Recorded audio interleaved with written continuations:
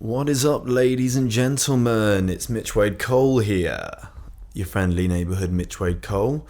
And what am I doing today? I'm on Fred's radio for the latest episode of Fanfiction is Strange, which we all know it is. Fanfiction is brilliant content that usually you have to read, but I've made it super easy for you today, actually.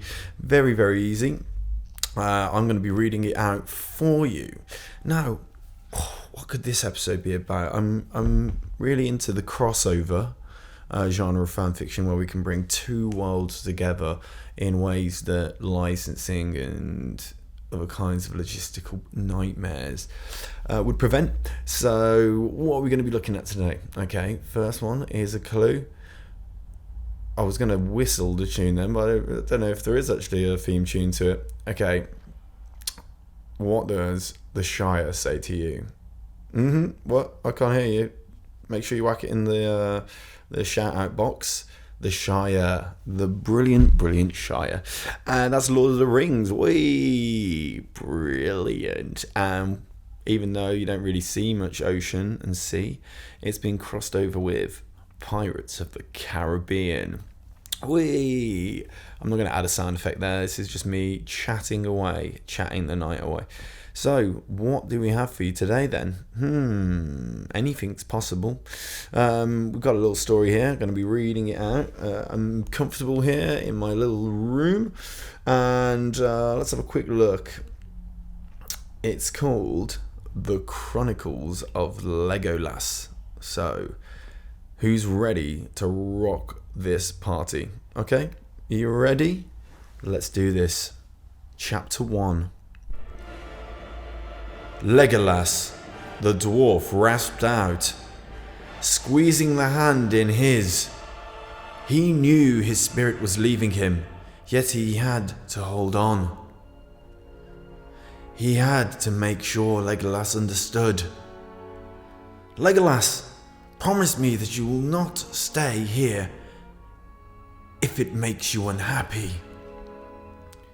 He coughed and tears welled up in his eyes. The elf next to him clutched desperately at the calloused hand he held. Save your breath, Melanin, he whispered. Tears trickled down his face. No, listen. You have never been happy here, away from the trees and life of Middle-earth. Do not stay because your kin loves the peace here. The forest is still in your heart, just as the mountain is in mine. He paused, lapsing into a coughing fit. Legolas put a hand to the dwarf's brow. Am I truly not happy here? There is so much light here, so much peace. Gimli smiled, his beard twitching in suppressed laughter. Gimli smiled, his white beard twitching in suppressed laughter. I accidentally repeated that bit.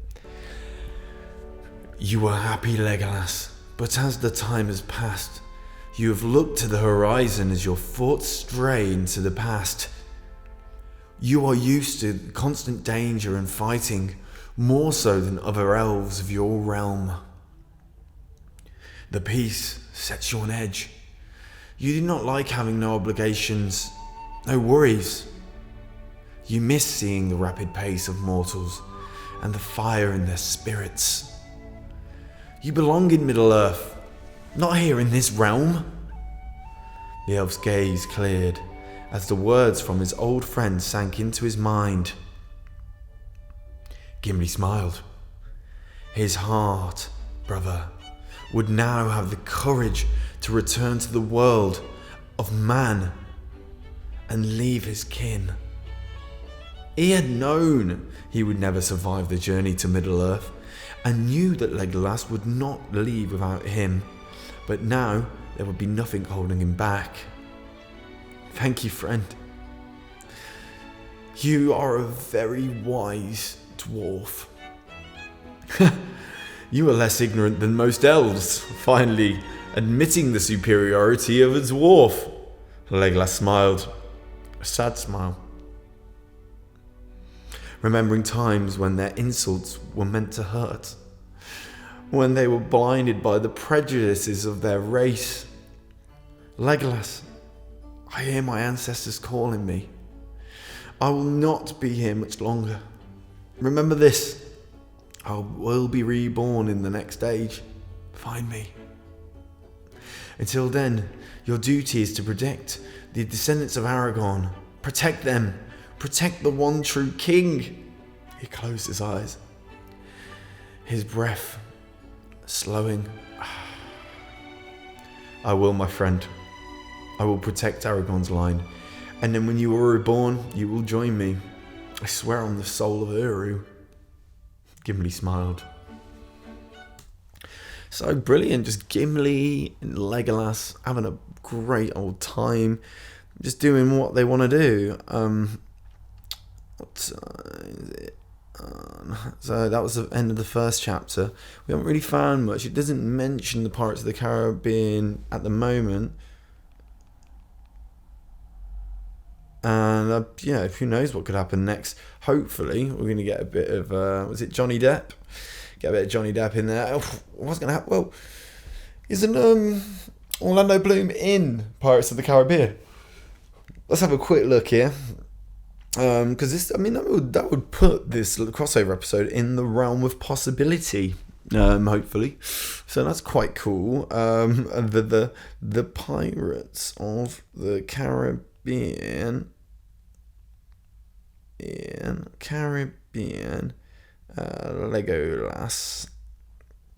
Legolas.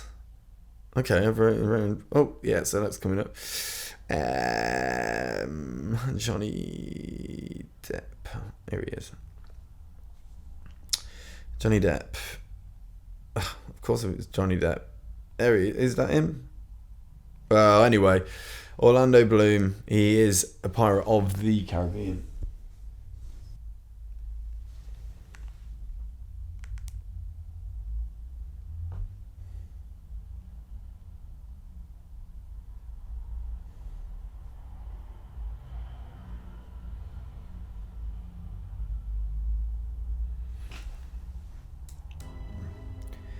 You are returning to Middle-earth.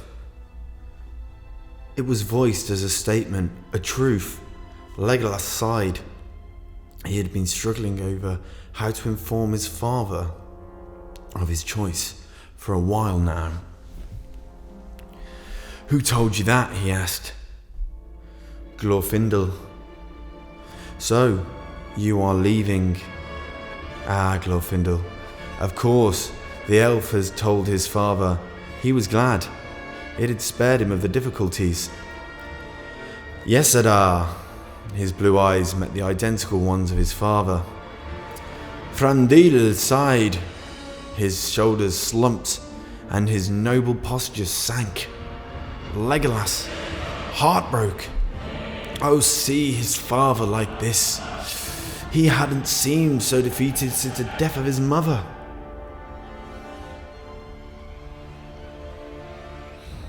I wish I could convince you to stay with me, that your heart would truly reside in these lands. Legolas bowed his head, unwilling to speak for fear of bursting into sobs. But I've known for many years that you only came because you could resist no longer. The only thing keeping you here was the condition of your friend. Yes, Adar. Legolas squeezed his eyes shut against the tears that threatened to come. A gentle hand slipped under his chin, bringing his eyes to meet the tear-filled ones of his father. Thranduil pulled his son in close to his chest, a rare display of affection. I only wish for you to be happy. If you find that in Middle-earth, then you believe you should go. The younger elf finally lets his tears free, sobbing into his father's chest. I love you, Adar. I don't want to leave, but I cannot stand this place much longer. Thranduil sighed, pulled his son closer. I know, my green leaf. I know my Anon. The royals stayed like that until the rays of the sun began peeking over the horizon. Thranduil smiled. His son was one of the most powerful warriors in all of Valinor. He knew that his son would be well prepared to become the protector of Arda. Yet, like all fathers, he desperately wanted Legolas to be safe. Well, what do you guys reckon? I think that is really, really, really boring. So I'm just gonna search for like hilarious or funny Lord of the Rings fiction or something like that. Because I've got the Lord of the Rings soundtrack here, and then what do you reckon, guys? We got What King? Not sure how funny that is. A series of unfortunate banishments. It should be known that Legolas never takes his father's words seriously. Well, at least we get to find out a bit more about his father, don't we? The person he was chatting to. Let's do this. Let's just go in. I am taller than you now, Legolas pointed out, a smug smile etched on his face. Thranduil blinked slowly, turning to look at his son, settling his ever-present glare on him. Excuse me? By 3 inches, he grinned, gesturing at the slight size difference between them. Thranduil scowled, his eyes narrowing as he stared down his ecstatic son. You will not speak of such things. Legolas smirked. You're just jealous. Thranduil scowl deepened. Do not push me, Jon. I don't know what that is. Legolas raised his hands, feigning innocence. I have not laid a finger on you, Ada, he said, grinning. Thranduil stepped close to his son, his eyes narrowed, possibly even more. You are banished. Legolas blinked. The grin disappeared from his face. Ada? What? Just wondering if Ada there is supposed to be dad, or it's not in Elvish or something. And Thranduil must be his dad's name, but then Legolas calls him Ada. Okay, I think I got it now. But, as we've just heard, Legolas has, within moments, lines, been banished. Thranduil smirked, turning to the guard, who had been silently watching the affair from the door. Please send word to the Shire. I shall be adopting Frodo as my son. He is less than half my height. It was all about height for him then, really. Legolas panicked slightly. You cannot be serious. A frown had appeared on his son's face, his eyes wide. So the dad's eyes are extremely narrow now, almost like on the tip of his nose, and Legolas's are getting wider. Love you for life, Jon, he stated before ascending the stairs to his throne room, leaving a very concerned Legolas at the bottom. Legolas tilted his head slightly, staring at the house in front of him. This is where Gandalf had sent him, on his quest to shrink 4 inches in the hopes of reclaiming his father's love. So that's what he's trying to do now. He's trying to shrink himself. That's the obvious solution. If he's too I guess tall, and that's why his dad doesn't like him, he's just gonna have to go and shrink himself then, I suppose. It's great logic, fantastic logic, some of the finest logics. Okay, so where is he? He's shrinking 4 inches in hopes of reclaiming his father's love. This is much more enjoyable. Frodo had been understandably confused when a troop of Mirkwood soldiers had shown up to escort him to Thranduil, although he knew better than to protest. He's only a little orc. He's not gonna... An orc? Well, it's a good job no one listens to this podcast, because I'd literally be banished to Mordor if anyone heard that I accidentally called Frodo an orc.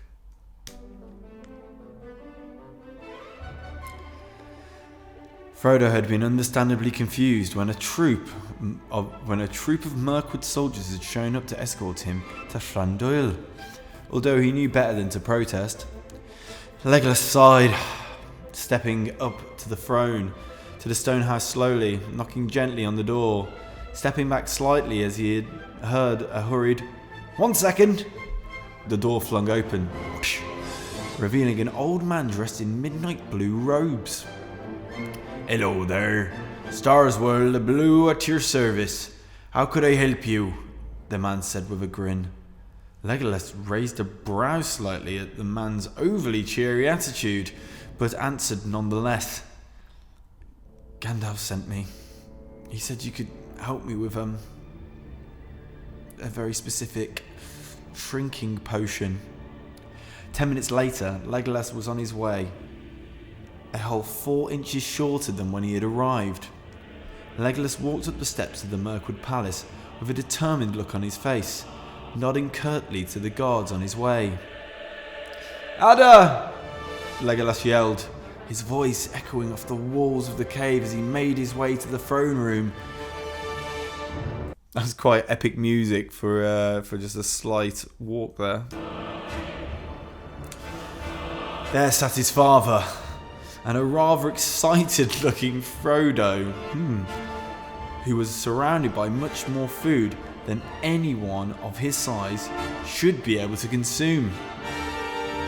"I have taken a shrinking potion, and am now a whole inch shorter than you," Legolas said, standing straight to prove his point. Thranduil raised a brow, the corner of his mouth lifting in a smirk. "Very well, Frodo, you may leave now." Thranduil nodded slightly at Frodo. Frodo smiled. "Thank you kindly for all the words, for all the wonderful food, Lord Thranduil," he said with a nod before hopping up, following a guard out of the room. Thranduil settled his gaze on Legolas, his small smirk shifting into a Cheshire grin. "Dear Ion, you do know I was joking. You could have returned at any time." Legolas threw his quiver at his father, leaving a nasty bruise on his forehead.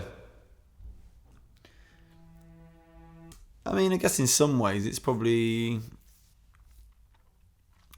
for the best, really. I mean, if his eyes were any more narrow and he threw a quiver at his forehead, it could have gone in his eye. That are now so close that they're basically touching, really, I guess. That was chapter 1. This one's not going to last very long, so hopefully. So apparently this is a humorous one, although to me so far it has been very, very serious. So let's have a look.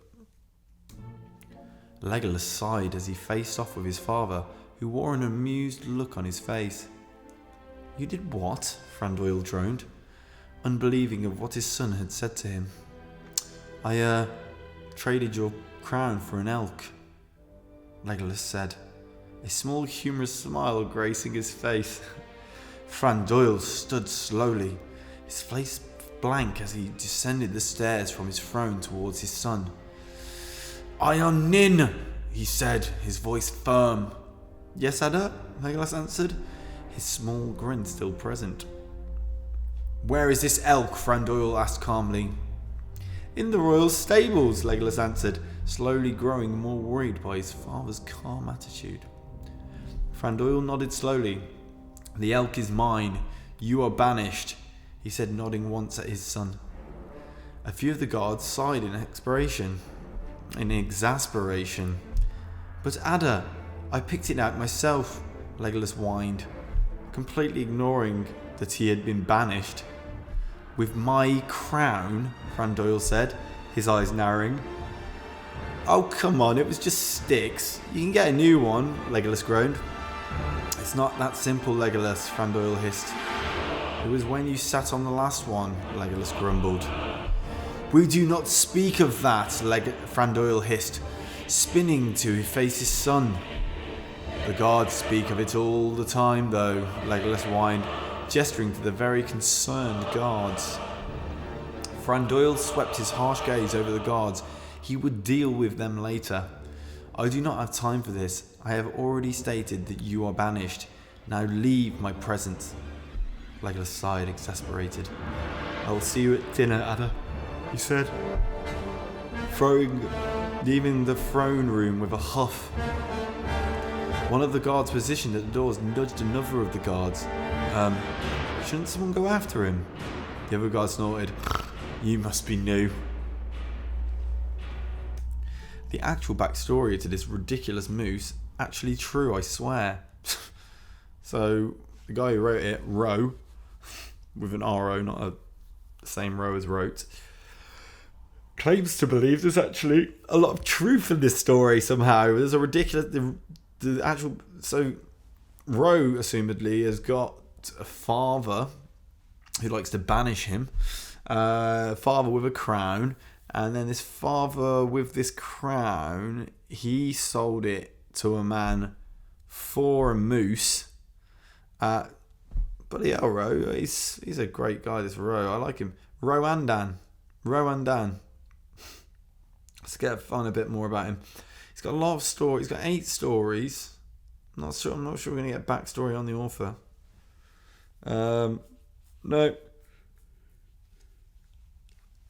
No, he's not got. There's no information here. If we wanted to find this guy, if I wanted to give him a book deal, he's written in the good old days of 2015. These were brilliant. That is. He likes Lord of the Rings. I think that's the sort of vibe I'm getting right now. Okay, fanfiction, just in fanfiction. And I don't know, like, I was having a bit of fun with that, but at the same time, he was just going to keep getting banished. It wasn't that funny. I'm really sorry, Ro and Dan. It just wasn't that funny. I mean, I don't want to be Simon Cowell here. I think that any form of creation is worth it. Do you know what I mean? Every form of creation is out there. You put it out there. You know, you're trying to get funny. Let's see if there's any more Lord of the Rings crossovers, because some of them might be quite good. Lord of the Rings crossovers. Oh, Alien versus Predator, Lord of the Ring crossover. Wow. Someone that's only gone and wrote 23,000 words. Alien Predator.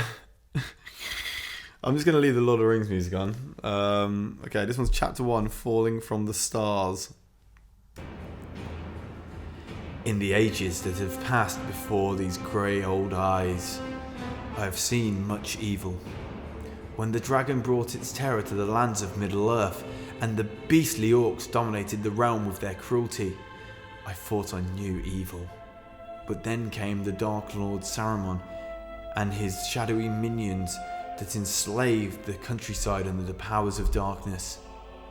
We paid a heavy price, but eventually even that crisis had ended, and I thought for once that the powers of evil and darkness would no longer strike fear into the hearts of the innocent. But then, the comets came. It was winter solstice in the Shire, a time of festival. I'd been invited to this quaint little land by my good friend Frodo, of whom much has been written regarding the quest for the ring, and his close friend, Samwise, of course. Frodo had invited... I'm literally getting messages from Freds right now. But sorry about that. Freds, I'm trying to do your podcast here, and I'm getting messages from you.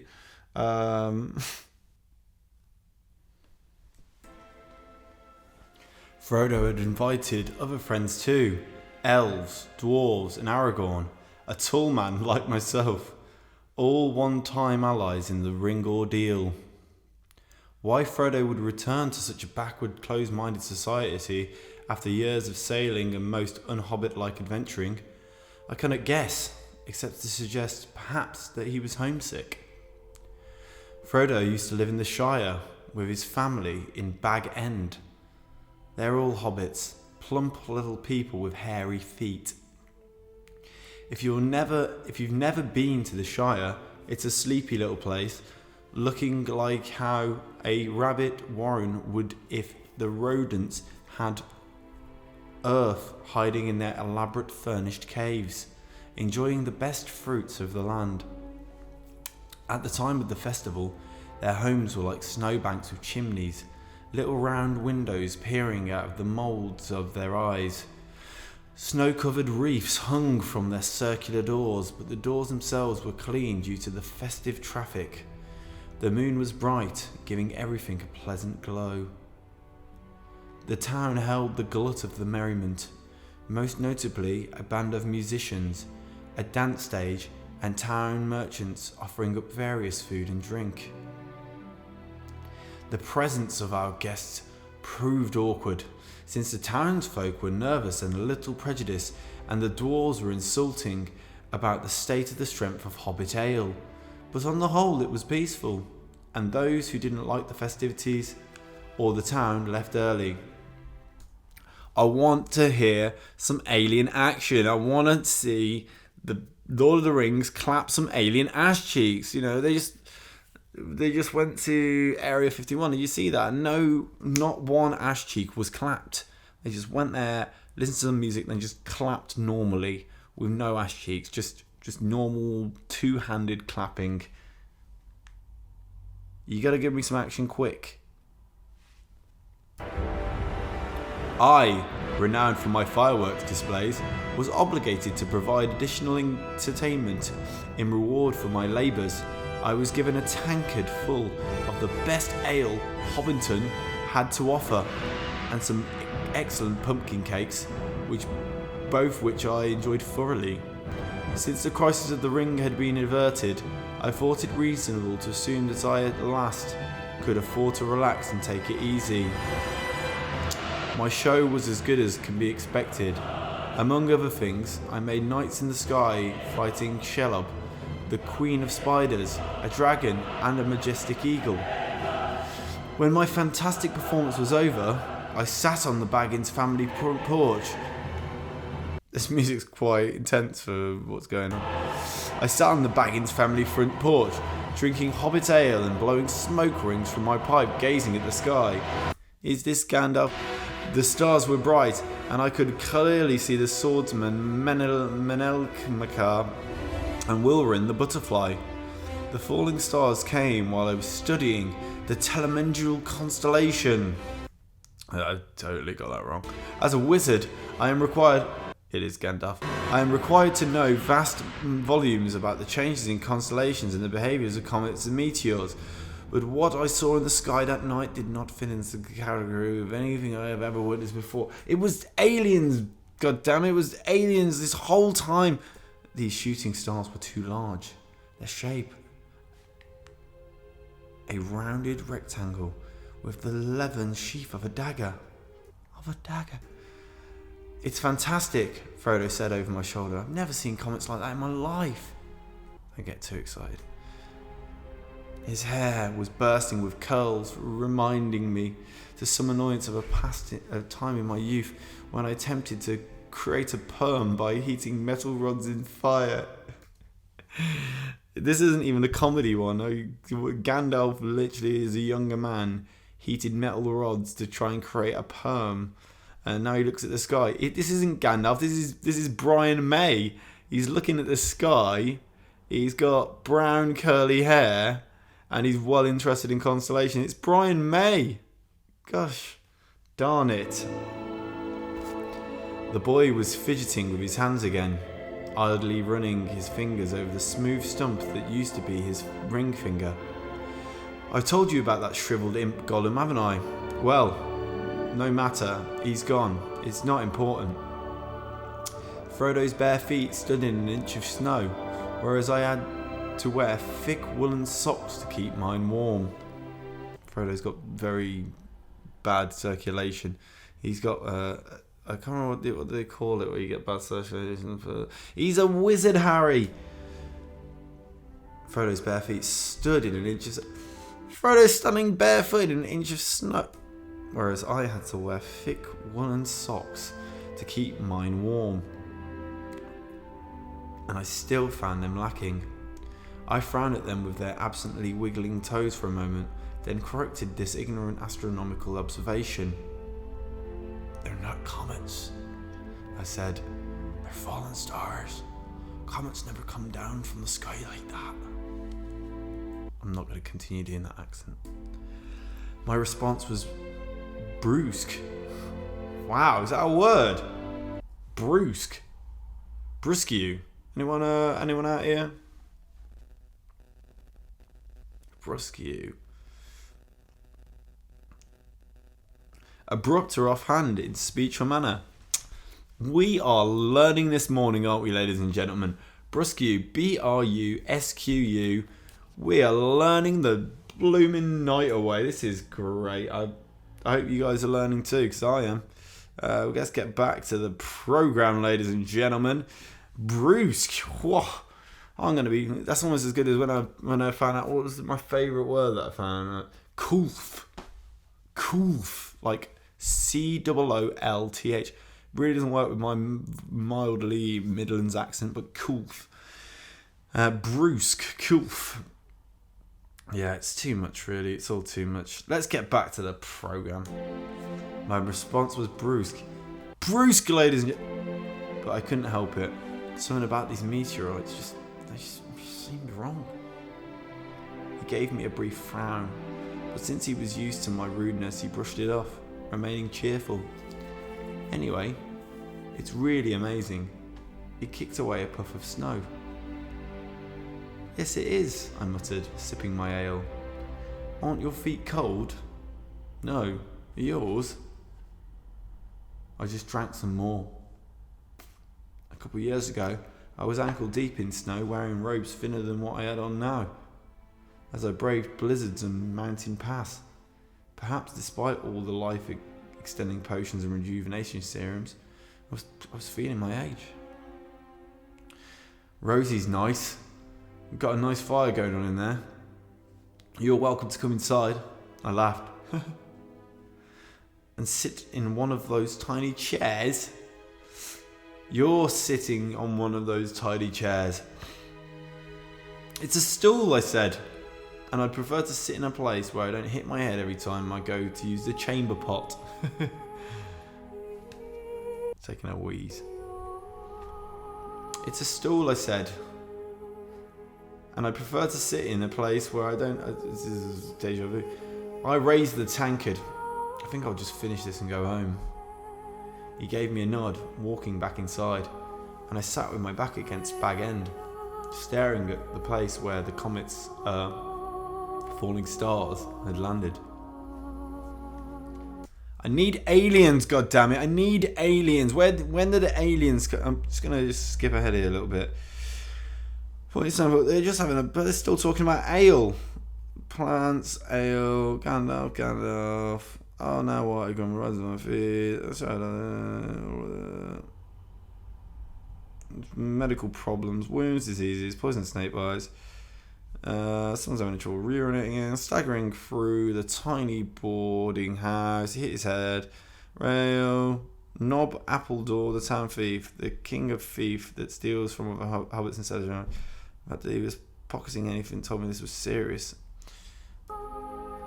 Gandalf, he cried. It's Griffo Boffin. Something's wrong. He turned and ran through the door, leaving me to stumble awkwardly behind, knocking a chandelier to one side as I dodged another head-injuring beam. Outside in the snow, I saw 5 hobbits gathered around a makeshift stretcher, formed out of cloaks and logs. The plump faces were drawn and pale as they stared at the body. A body in green and brown winter clothing, with a pale salmon-coloured creature wrapped around its face. Here we go, ladies and gentlemen. I'd never seen a thing before in my life.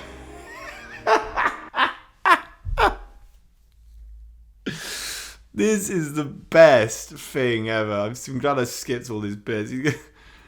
It's a thieving hobbit with a face hugger on him. They're slightly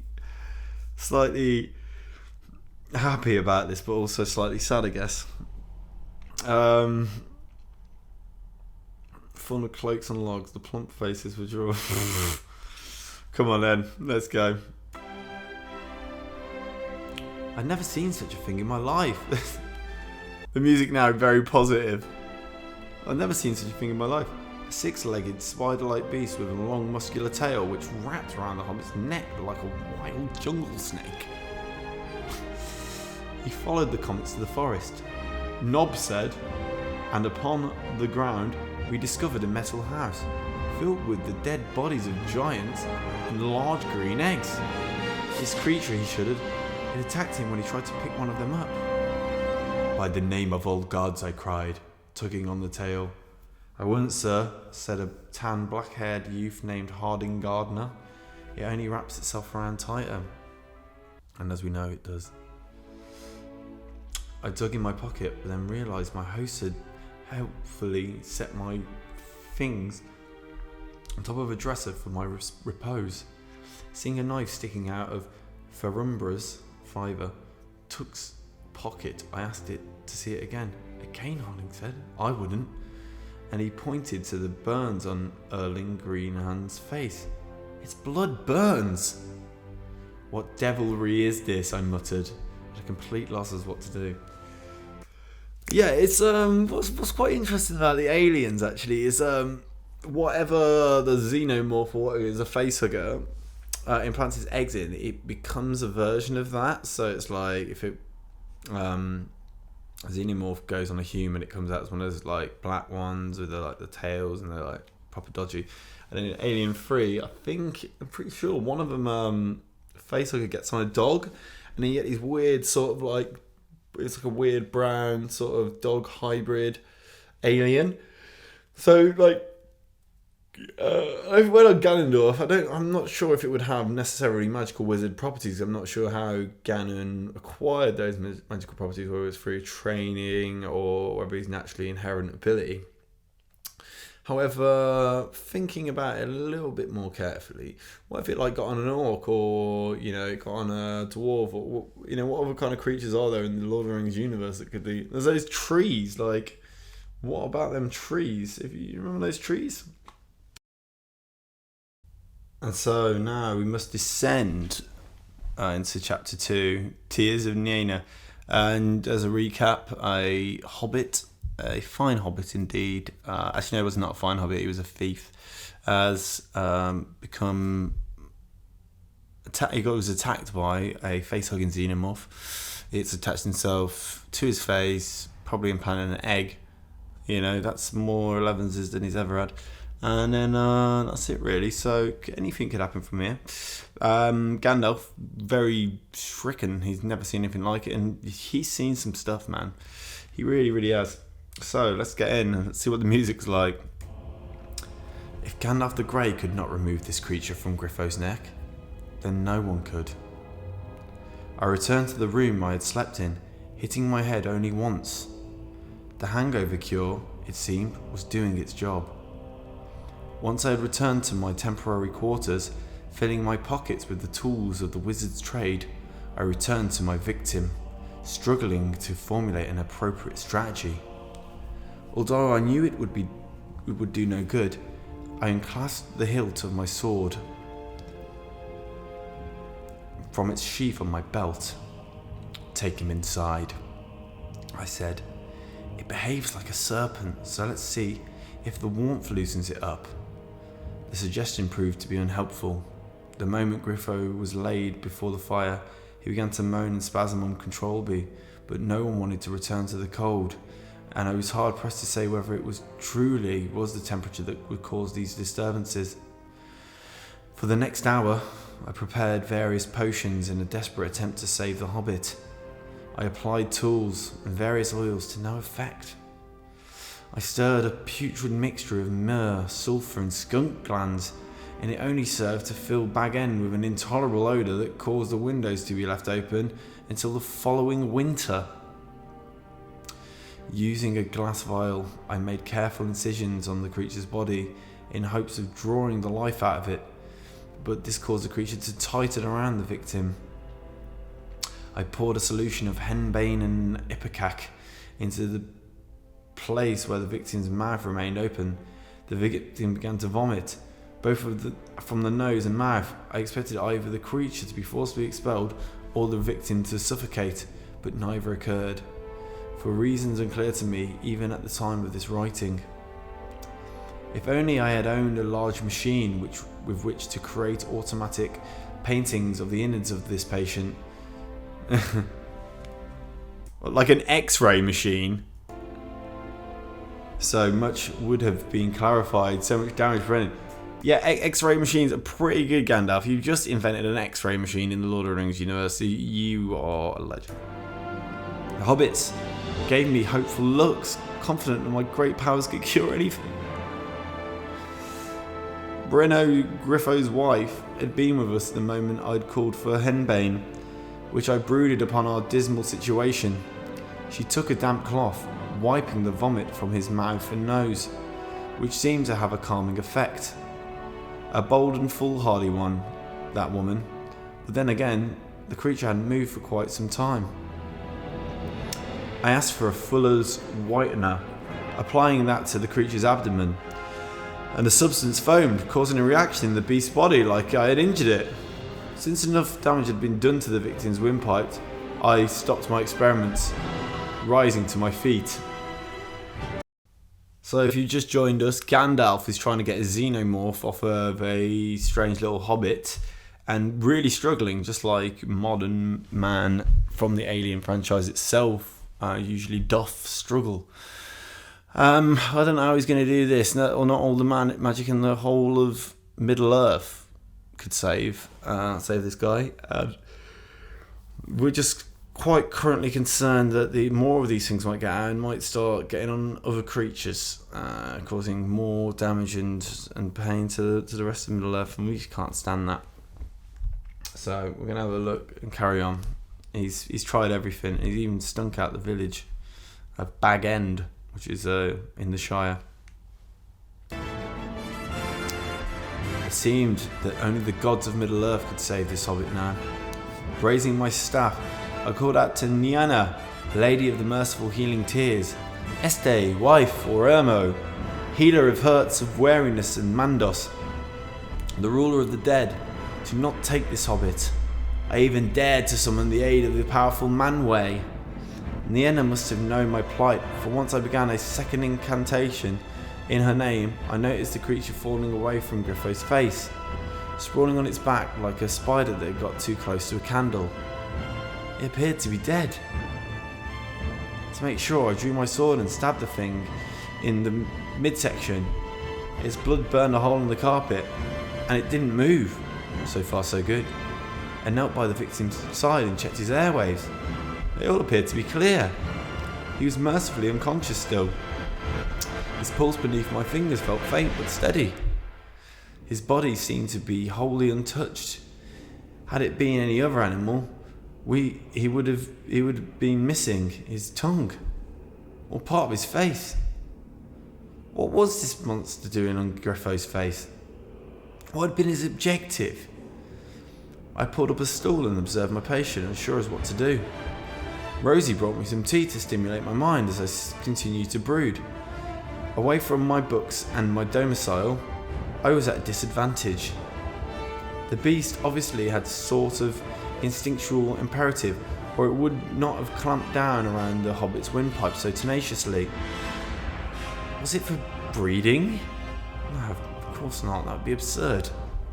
I dismissed the idea twice before I considered experiments I'd made with a telescope in a pond near my boyhood home.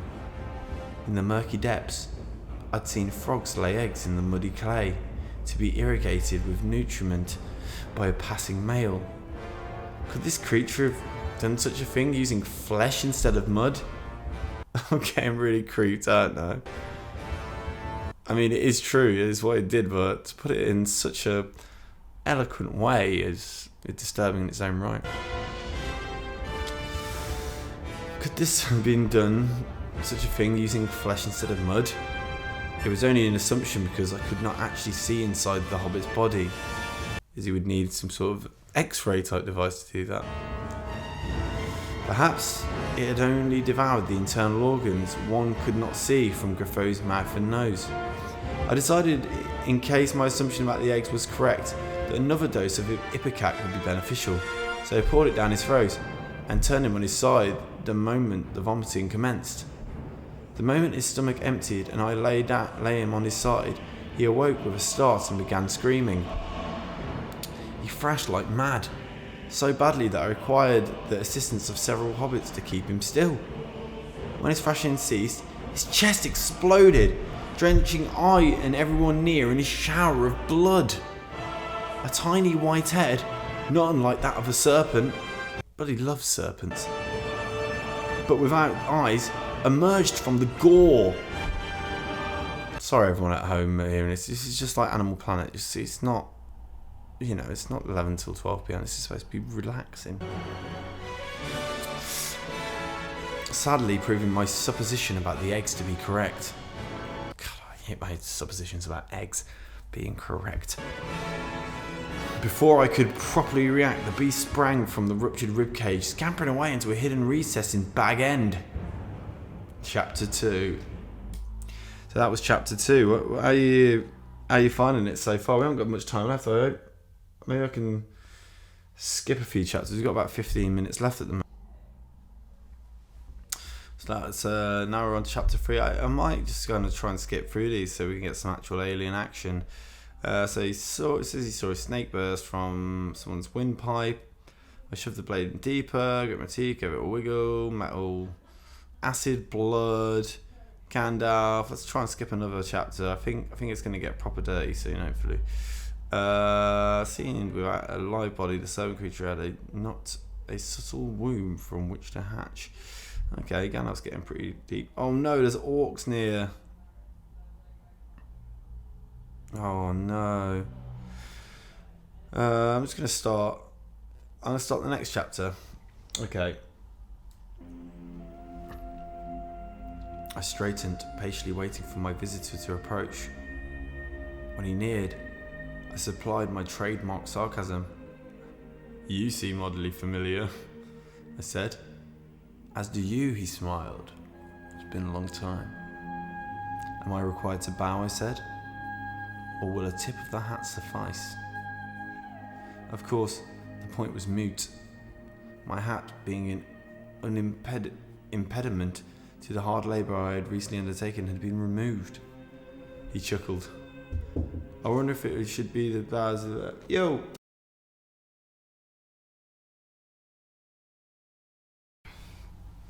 So just in case you were wondering how bored I was of Lord of the Rings versus Aliens, well, that was actually the most exciting one. So this whole roller coaster of a journey started off with Lord of the Rings versus Pirates of the Caribbean, but there was no sea and there was no perceivable way that the two worlds could mix other than Orlando Bloom being in both movies. From there, where did we go from there? Somewhere else boring, and then eventually we landed on Lord of the Rings versus Aliens, which seemed quite exciting at first.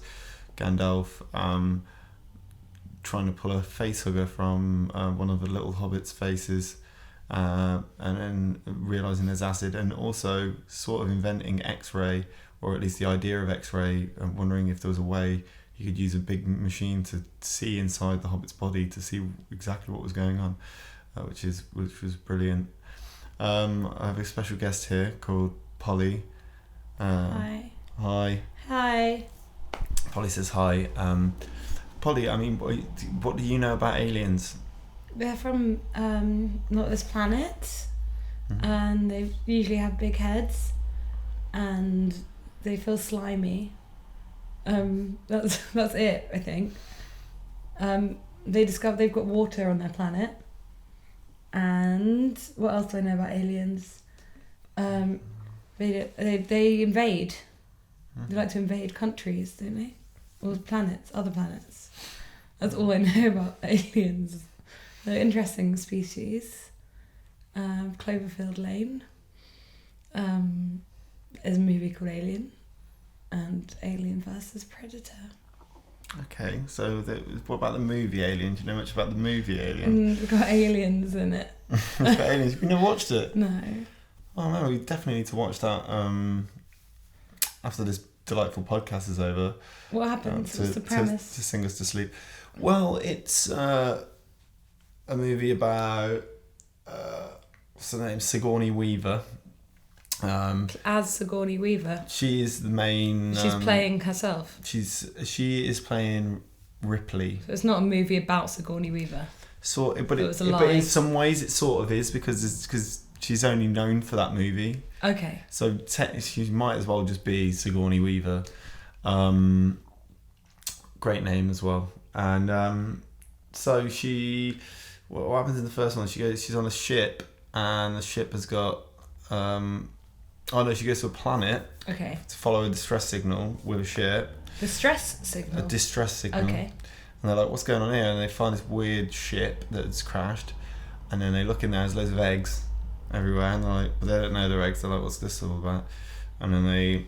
What do they look like? The eggs. They look like aliens' eggs. What does that look like? That looks like Slimy. Yeah, they look slimy, and they've got like a kind of little sort of like 4 flaps on the top. They're semi-translucent, and they contain face huggers. Do you know what a face hugger is? No, I didn't, and I don't. You don't? No. I mean, wow. What do you imagine when you hear a face hugger? What are you? Well, what I are used to you play imagining? a game with my friends. When you go splat, and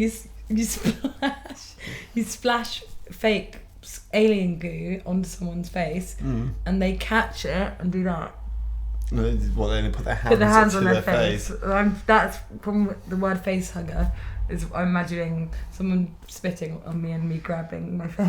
I'm gonna be honest with you, that's surprisingly accurate. Is it? Yeah, because the face huggers have got hand-like kind of legs that go around you, hug onto your face like that. I don't know what kind of hug that is though. Like, you know, like, do you want a hug, mate? It's like, yeah, and you just put your hands on someone's face. It's like, oh. It was a face hug. It's like a face hug. It's like, oh yeah, I don't know do it, but that's when you you hug someone's face with your hands. I'd be quite surprised. It'd be like being slapped by the Tango Man. You'd have that same look on your face. You know the Tango Man? I know the Tango Man. Do you remember what their face looks like when they slapped them? No, it's go red and big. It's just like gobsmacked. Oh, gobsmacker. Literally gobsmacked. Oh, you would be gobsmacked. But the face hugger, that's not where it stops. It doesn't just hug your face for some unknown reason. What does it do next? It's got a tail, and it wraps around your neck. It's like a snake. To make your mouth open because you're trying to get air, and then it puts its like tube down your throat, and then lays an egg. What's it getting out of this? Well, so it lays an egg down your throat, and then that incubates for a while, and then it bursts out of your chest. A new alien bursts out of your chest. So in order to give birth to an alien, you need to kill a human being. Yeah, or other animals as well. Okay. Which gets me on to the next point, actually. Go for it. So the alien, whatever it does, it becomes that form of alien. So it's like you got the human alien, and then there's one in Aliens 3 where it gets a dog, and then there's like a sort of dog-like alien. Yeah. So this one, it got around a hobbit. So what do you think? It would be like a small alien, maybe? I don't know hobbits too well either, but they are small. They are small.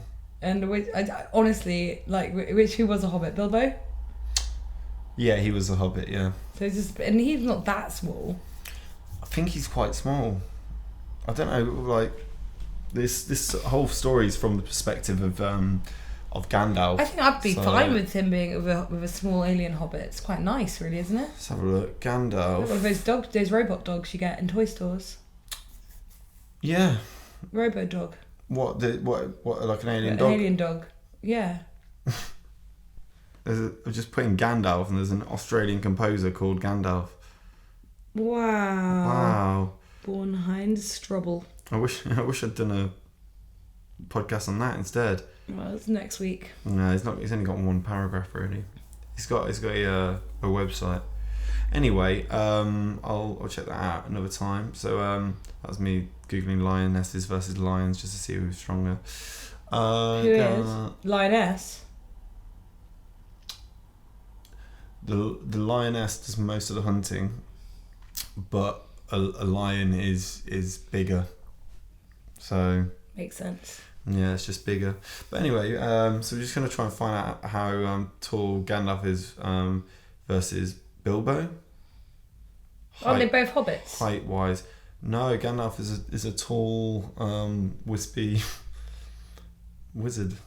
Where are the orcs? Yeah. What is an orc? About half the size. What's an orc? Is he in Lord of the Rings? Well, this is what I was thinking. What happens if a facehugger gets an orc?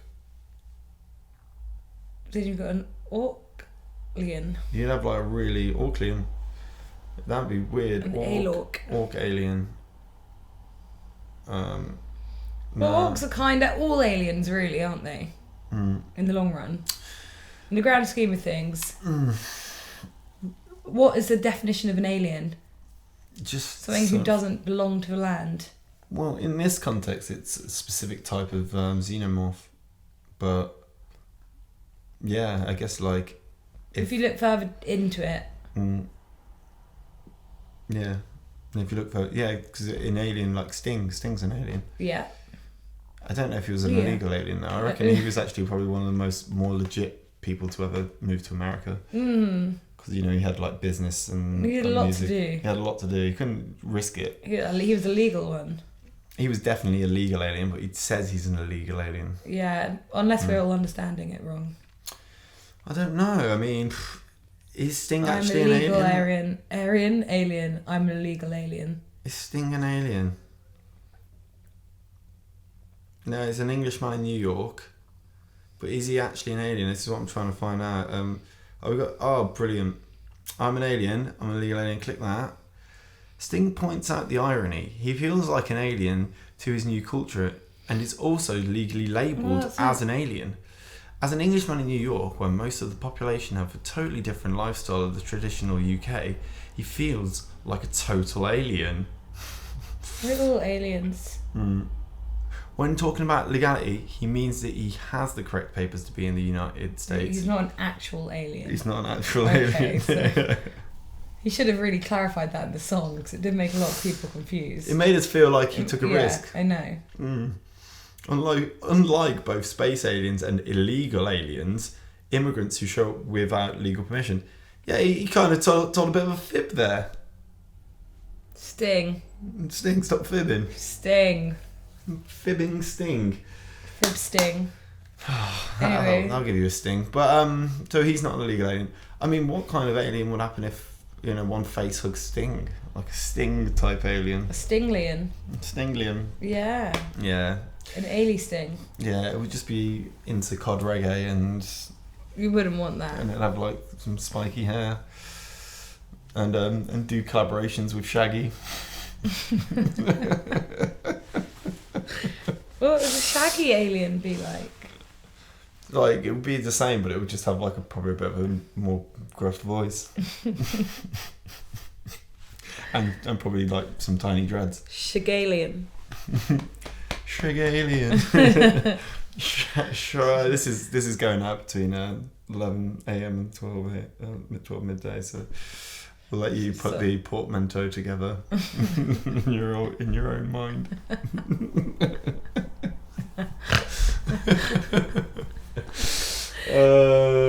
That's great. We're almost finished here. I think that was the most Your exciting laptop's bit. about to die. Oh crap!